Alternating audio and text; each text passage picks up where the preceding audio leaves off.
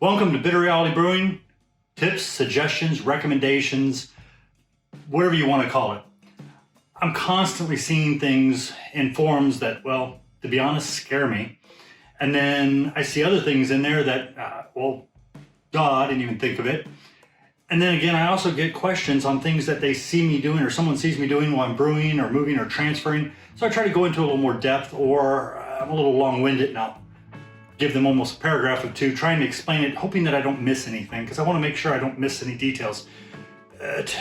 Really, attention to the details is the key, because you can do all these steps and come out with something totally different. And if you don't catch those details, you're kind of stuck. When I put out a recipe, I don't always put my brewing salts, because I know if you really want to brew it, you're going to ask me and I can explain what I did in a little more detail that I didn't necessarily need to put into the video. And that way I can help you get that exact accomplishment of what I brewed, or brew something slightly different based on whatever I was brewing. So before we begin, don't forget, subscribe, like, share. You're definitely going to want to subscribe, especially for this. Basically, I was looking at 10 really great tips, suggestions, recommendations, and over the course of a few weeks, I came up with well over 100. And some of them are going to be common sense. Some of them you're going to go, I know that. Or some of them you're going to go, wow, I can't believe I didn't even know that. Never even thought about it. Or, wow, that's a great idea. I wish I would have thought of that. Or, that sounds weird, but I might try it. And go, oh my God, when you do try it, go, that really helped. I can't believe that. So what I've done instead of doing 100, we're not going to sit here and talk about 100 different tips, tricks, and recommendations or suggestions. Okay, I broke the 100 plus down into 3 categories. Cleaning. And cleaning is all about getting things clean and making sure we're doing it correctly and understanding how to use it and not use it. Then I also went over equipment that you may need, may not need, but may have to have. You can decide, with the holidays coming and all these sales coming, you're going to be going, you know what, I really want that, but I need this, so I'm going to buy this. And if there's a deal on this, I'll grab it. And then we're also going to go over procedures, suggestions, ways of doing things that will benefit you or help you with your brewing to get from point A to point B, or maybe from point A to point C and skip D. It's all up to you. Don't forget, subscribe, like I said, because if you don't subscribe, you won't know. And every week we're going to have another 10. I'm only going to do 10 today. We'll do 10 the following week, the following week, the following week, until we don't have any left. So I'm looking at about 11 weeks right now, maybe, but we'll see how it goes. Let's start with number 1. Number 1, flat out the number 1 priority, the best, the biggest, before and after, keep it clean. PBW. And why do I have a small and a big one? If you're brewing 1 gallon batches, or you're only brewing 5 gallons a couple times a year, small Starsan, small PBW, it's all you need. If you're brewing like I do, which I just emptied my full-size Starsan into my little one, which means I need to order another big one. I like to work out of the small ones, and when I fill them up with the last of whatever's in the big ones, then I know I need more. Buy the big ones. It's going to cost you more, but it's going to save you more in the long run, because you're paying less per ounce or per pound, or however you want to look at it. PBW feels like 5 pounds, but I'm pretty sure this thing only comes in 4 pounds, and then I think it jumps all the way up to some crazy 25 pounds or something, which is very expensive. And then, of course, your 32-ounce Starsan, you need them.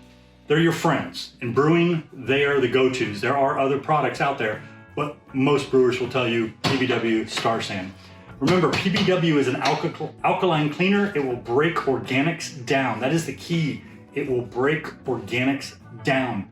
Starsan, so that's your cleaner. Starsan is not really a cleaner, although it will do a decent job. Starsan is an acid. It helps to sterilize things. According to 5-Star Chemicals, which is the people who make this stuff, it is a no-rinse cleaner, which means it will break down into sugar and nutrients, which your brew will utilize. So remember, if anything's going to touch your beer after it's been boiled, it needs to be sterile. And sterile with gunks of crap on it is not clean. Make sure it's clean and sterile. Number 2, I'm going to go into a little safety. I know you're going to go, ugh, but trust me on this, okay? PBW.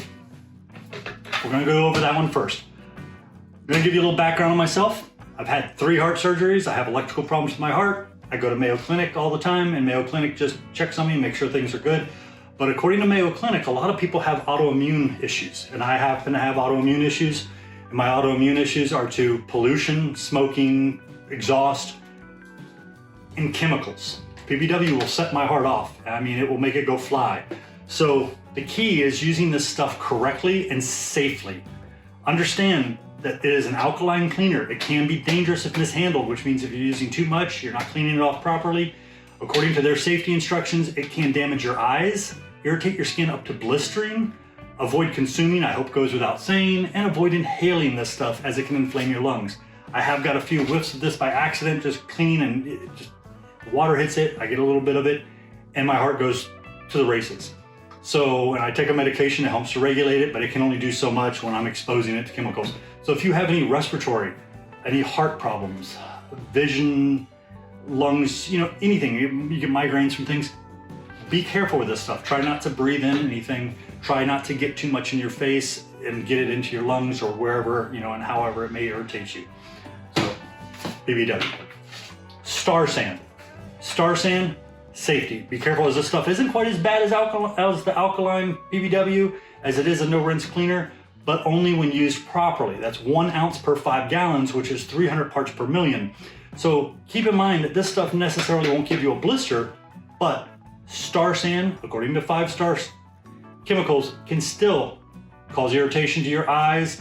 Don't consume it. I hope that goes without saying.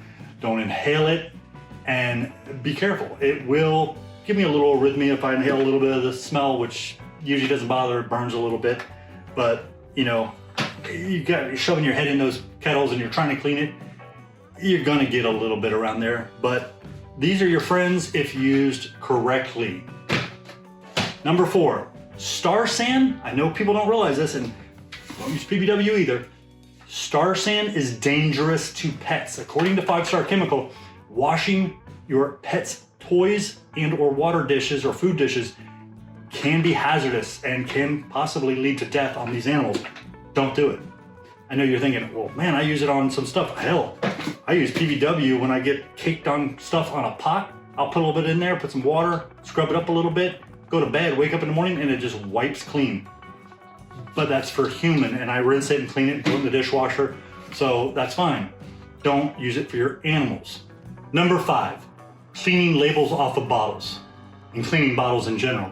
You're gonna want either OxyClean, perfume-free, dye-free, or PBW. You need a good heaping tablespoon, 2 tablespoons if you want for OxyClean. Goes a little faster. You put your bottles in, you let them soak for about 20 to 30 minutes. Make sure the water is as hot as you can get it. You don't have to boil it. You put it in a pot or a bucket. Just let it sit. The labels will usually fall right off. Some a little harder. I'm gonna show a little clip of that video, of one of the videos I've done recently that shows that, so that way you can see. There you go. Flying dog, label just falls right off. They clean. Don't forget though, after you've done that, you're still gonna need to sterilize the bottle with Starsan, because Starsan, of course, is your no-rinse cleaner, and it sterilizes. These two don't necessarily sterilize, they're cleaners. Number 6, I'm not gonna go into detail on this one. Never use bleach in brewing. Too many reasons, from damaging your stainless steel, off flavors. Simply put, don't do it. No bleach. Number 7, everybody should be telling you this over and over. Starsan in a spray bottle with clean water. I probably fill this thing up about every week, every other week sometimes. I know it ages and you're supposed to do it a little sooner, but I always have this. I probably use a tad more Starsan than I need to, but it rinses, it does well, and I use it on anything that could touch anything that could contaminate something. Yes, do I rinse it off, wipe it off sometimes? Yes, but that's because of, like I said, autoimmune issues. I want to be safe and I don't want to take a chance with my health. Bottom line, I would rather lose a batch of beer than have to end up in a hospital. Number 8, cleaning kegs, okay? I see people talk about using different things, using Starsan, clean their kegs, okay? Looks like I gotta tighten the tops, but hey, that's okay. The key is Starsan's not gonna cut it. PBW, use PBW because why? It breaks down organics. After you've cleaned it really well, taking the connectors off, take everything apart. I mean, take it all apart. And you clean it with PBW, use yourself a long brush to go through the dip tube, Just clean it. Then rinse it out and then clean it with your Starsan. The bottle still has liquid in it. That's how you clean the kegs.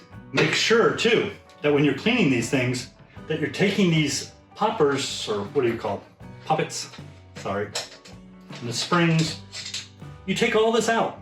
Take it all apart. Take it all apart. Clean the whole thing. And one of my favorite ways to clean things,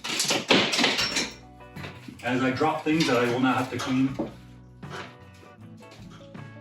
use a brush. Use the right size brush and clean inside. Clean, scrub it. Make sure it's clean. When it's all clean, it's all been rinsed out, then you can put it back together. What I like to do before I put it back together though, and this is the one that kind of shocked me the first time I cleaned 6 kegs, and one of the kegs wasn't really as clean as I thought it was. How did I know that? Okay, this is number 9. All you do, take a paper towel, you can use a little water, but I like to use a little Starsan. Take the top off, shove your hand in here and wipe up underneath it. If that doesn't come out clean, you didn't clean it. You get any residue, and I mean wipe all around. Make sure you wipe it and wipe and wipe. If you have any residue on that paper towel, re-clean the whole keg. Don't change, just clean the whole keg again and do it again. And if it's clean then, now you got it right. You're getting it clean and hopefully you're not missing anything. It's easy to clean what you can see. You can't see the underside of this. It's very hard to see. Actually, it's impossible to see unless you stick a little mirror in there. But you could just simple little trick and you'll know if your keg is clean or not.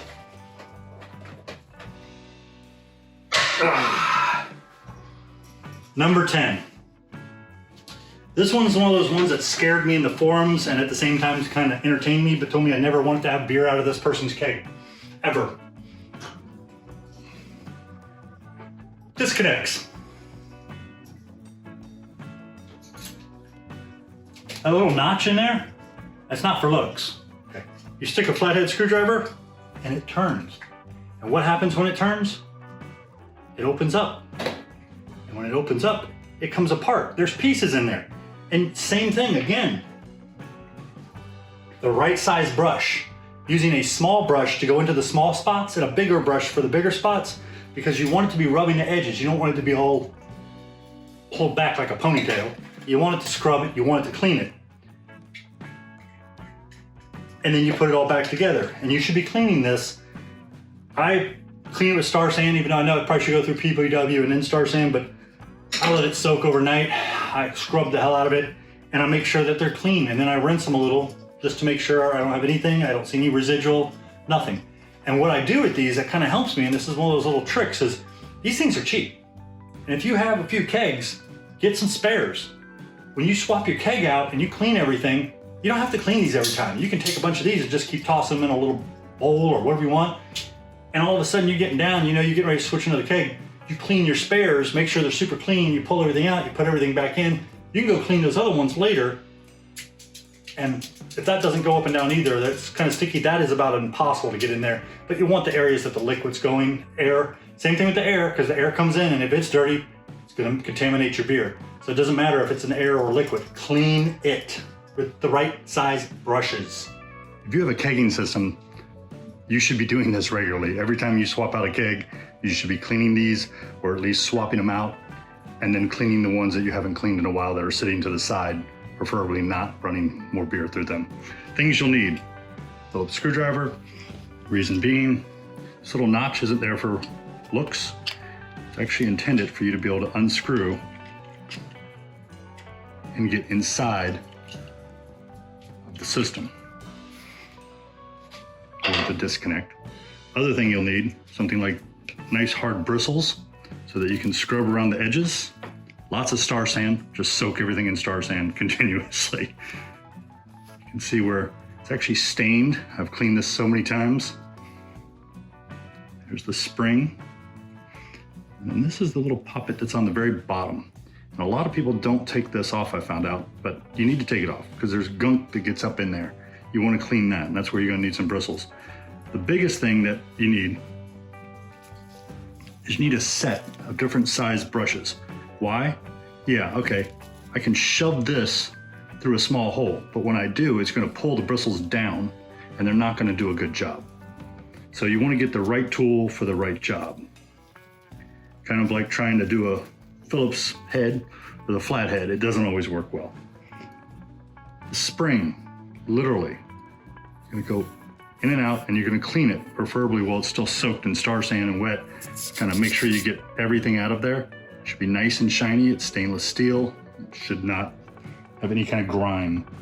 Another part, and I've watched a video before where the person was cleaning this, and this is all great. I mean, you want to do that. There's stuff that gets in there. You want to get around the edges. You want to get down in here, and you may even have to get a bigger brush. But what I didn't see was they weren't cleaning this. You've got to get the right size. You should hear it rub. And occasionally that's going to come out kind of gunky, and you want to keep doing it until it's super clean. Keep rinsing it. Hot water and Star Sand. And then when you're done, rinse it really good to make sure you got any and everything out, and you can check it again once you've cleaned these bristles, because of course the brushes need to be cleaned too regularly. Other thing I recommend is doing one at a time, unless you're really good at keeping the parts separate, and make sure your sink is capped if you're doing it near your sink, which I was before I started the video. If you drop one of these down the sink, you're not getting it. Good luck. It might be in the bottom, it might not be. But there's a lot of tiny parts.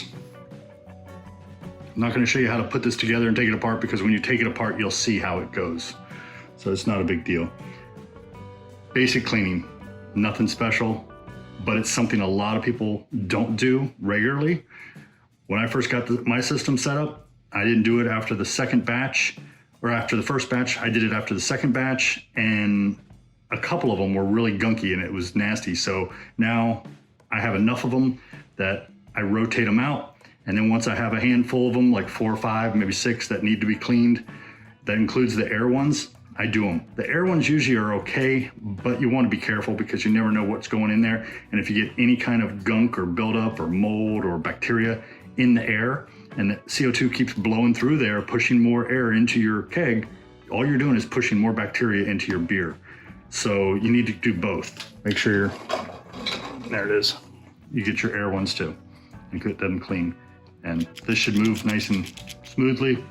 I have not found anything that gets up in there to clean the outer edges, but that doesn't touch the beer. But I just would like to make sure it's nice and clean, other than soaking it in Star Sand for a couple hours. And then of course taking it apart and cleaning everything. So, and yeah, I guess you could clean this part before you take it apart, but I would take it apart, make sure you get it all the way through. Thank you again for joining us here at Bitter Reality Brewing. Don't forget, like, subscribe, share, and if you're subscribing, you'll know when the next 10 come out. And like I said, I'm going to try to release 10 every week for the next 10, 11, 12 weeks until we run out. Some of them are going to be common sense. Some of them are going to be, oh wow, I never thought about that. I wonder how many people have ever taken a paper towel and wiped up underneath the top of their keg and realized that. Or how many people realize Star Sand can harm your animals. Don't clean their stuff with Star Sand. I use PBW in the kitchen, like I said, on pots and pans, and I know there's other people out there probably say, you know what, this stuff works great. I'm going to use some in the kitchen. I'm out of dish soap, whatever. That's fine. Don't use it on your animals' stuff. Thank you again.